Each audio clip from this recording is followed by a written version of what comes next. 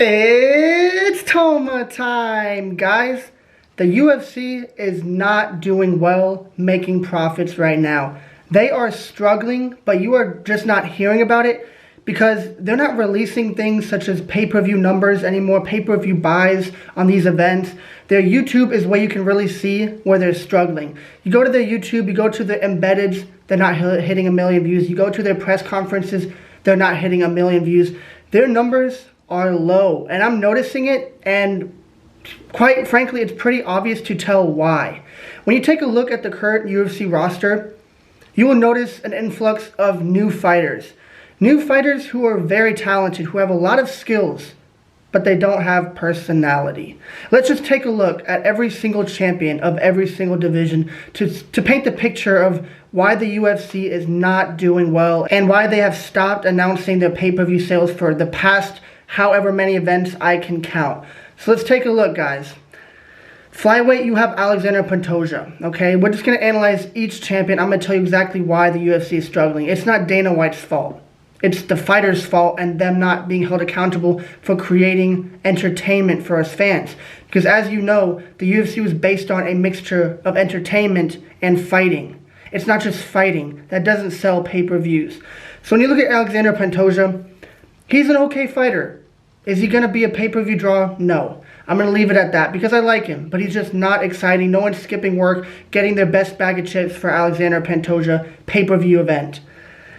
Bantamweight, Merab Dvalishvili. Just another perfect example of these new up-and-coming fighters.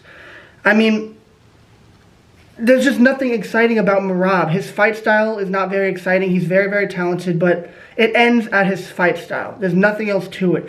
He does try, he puts in some effort with these skits, but this guy cannot even speak English. He doesn't know how to act in public. I mean, you just saw his run-in with Umar at the press conference.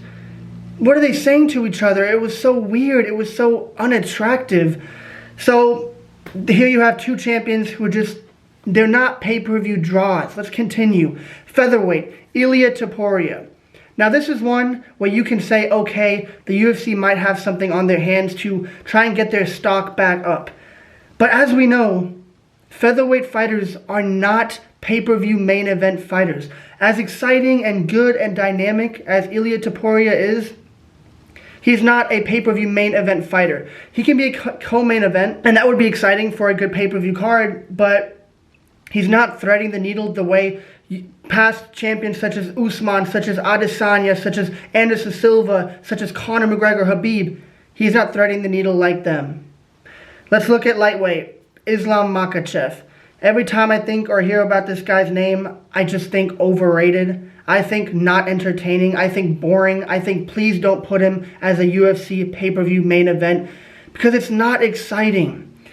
I've made so many videos talking about Islam. He's a great fighter. Note, he will never ever be better than Khabib. This guy fought a 4-round war with washed up Dustin Poirier. Khabib finished him way sooner and made it look easy. He basically lost to a 145-pound Volkanovski going up in weight. This guy is not anything compared to Khabib, and you guys really are pushing him pound for pound number one. Islam doesn't know what to say on the mic, has no aura, and is an overrated fighter. Now granted, he is a champion, but if Khabib was still fighting, Khabib would take him to deep waters because Islam's grappling is just nowhere near an elite level. It is a very good level, but it is just not elite, and that's why he struggles to take down Volkanovski. He struggles to hold down Dustin Poirier. So Islam, for me personally, it just doesn't do it for me. We used to have Conor McGregor as a champion in this division. Name more greats, just keep going. Everyone that used to be a champion back in the glory UFC days was way more exciting than Islam Makhachev. Then you look at welterweight, Belal Muhammad. I know you guys are starting to come around to his story and who he is and him being a champion now, but do you remember a year or two ago when you guys were shitting on this dude? When you guys said this guy was the most forgettable fighter? Remember the name? More like forget the name and never want to hear it again. That's what people said about Belal Muhammad. And now because he won the championship and you people finally see he's a great fighter, you guys come around to him and find him a little bit exciting? He still has no idea what to say on a microphone, and he is nothing besides a talented fighter. No pay-per-view draw. You look at middleweight, Dricus du Plessis. I don't know. Dricus is a weird one to me. I'm not excited for Dricus. He's made some kind of cool moments with making Sean cry a little bit and Izzy with the dog stuff, but he's just a very NPC guy to me. There's no real excitement behind Dricus. He's just this weird, schmucky kind of South African dude who kind of thinks he's a shit, but if he goes up against a Hamza, he's getting absolutely dominated. And I also hope Sean Strickland destroys him in their upcoming fight because I'm a big Sean fan, and Sean is exciting. He gives us a taste of the old UFC, the glory days, the entertainment, the funny moments, the viral things that people say. You know, he has all that, and he brings it to the UFC. And that's why you guys thought he would never become champion, he'd never become marketable because of the crazy shit he says. But that's exactly what the UFC wants and needs. That's why they're giving him another shot. Because they don't want people like Dricus becoming the champion. And then light heavyweight, Alex Pereira. Now this is the only fighter on this list that actually draws pay-per-view buys and sales. Alex Pereira is my favorite UFC fighter. This guy is so talented, but it goes beyond the talent. You see where this guy has come from and where he is now?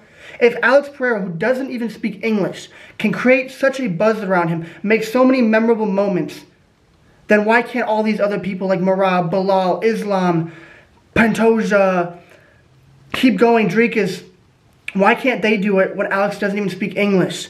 The amount of social media hype this guy gets around him because of his aura, the way he walks out.